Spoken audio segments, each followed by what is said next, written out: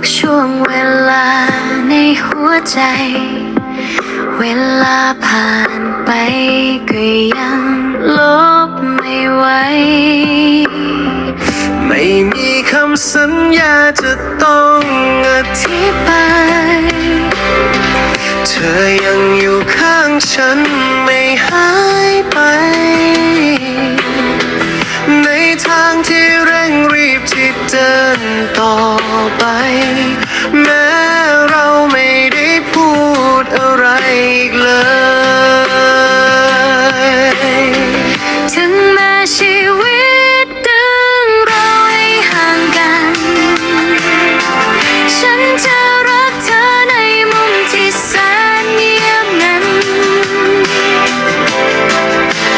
ที่เธอยังพักอยู่ในใจ